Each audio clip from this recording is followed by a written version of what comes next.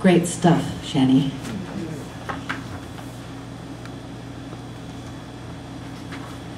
My father died last year around this time, and I'd like to read 3 poems in tribute to him, and then a 4th poem about his sister, who is also approaching death.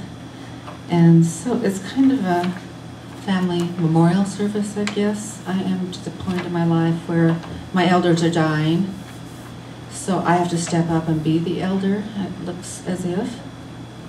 And there are things about it that aren't fun. First one kind of characterizes my father.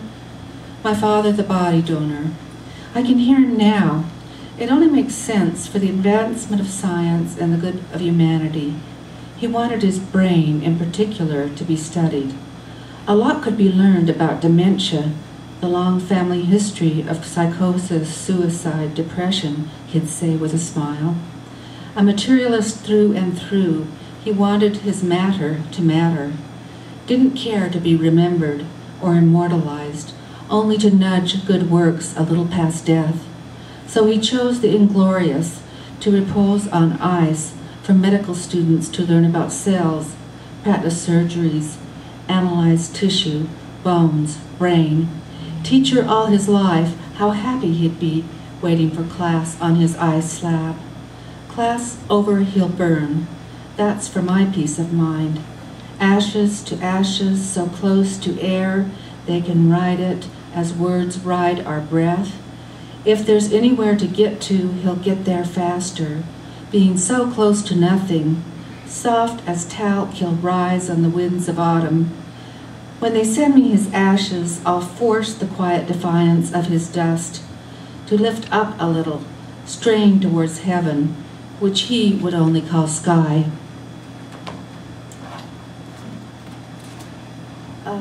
The other one is called This Glory. It has an epigraph by Epictetus. The epigraph is, the door is always open. Epictetus said that with respect to suicide, but I think he meant death generally. There's always that exit. This glory, never has it been as so open as this, to a ravishing cornflower blue, a field of sky that drinks all cloud. For 3 days we watched his death. The polish of his breath, its slowed down rasp, made threshold and lintel glow with a light like topaz rain. We were transfixed. Our grief was familiar, but not this grandeur, not this cascade of relief, this allure, with thin trees on the horizon tipping their small leaves like teaspoons for the sun. His mouth was wide open when he died. And then the last one for my daddy, called Oh My Father, which should evoke a hymn for some of you. Oh my father, da, da, da. You got it? Yeah? Oh my father, my umbrella, my overcoat, my arrow, and only calm, who fed us sauerkraut and overcooked hamburgers, who did the laundry and mowed the lawn, who gave 5 children what care he could, who didn't do emotions, but stood right there when we returned from our storms. Oh my father, how did you survive? I could hear you at night washing dishes or trying to soothe our hallucinating, anorexic, sexually abused as a child mother who held on for as long as she could and loved for as long as she could. I can still see your smile, your tweedy school teacher jacket and worn thin slacks, your bald head and dapper hat, and hear your even-toned, always unperturbed voice. Even when dementia deepened and I did most of your thinking for you, you were my scaffold, my bass notes, you held the planets in place. Okay, and this one is for my aunt, called Grand Finale. And she's an eccentric, just like my father was, as you will be able to tell from the poem. Our lovely Aunt Dorothy always says she wants to die. I remind her of this when she won't wear her fancy pink coat to dinner. Now, or maybe never, I say.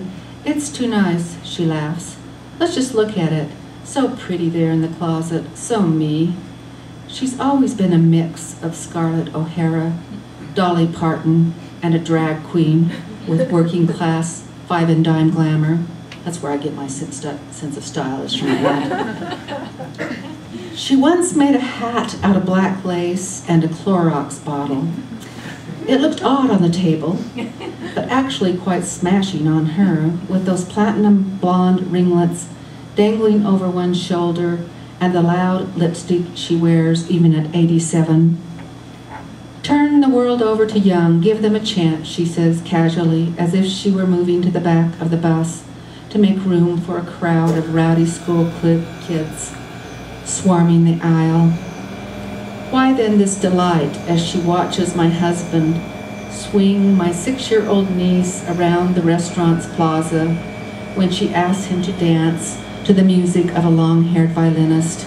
Arms stretched, holding each other with both hands, they spin and spin under the stars and the strings of tiny lights hung in the trees. Their faces broken apart by the strange ecstasy of adult and child entering each other's worlds completely. The dancers draw a small, enchanted crowd, and there's my aunt in her pink coat with a halo of pink fur on the hood, laughing and talking to everyone, her face battered by joy.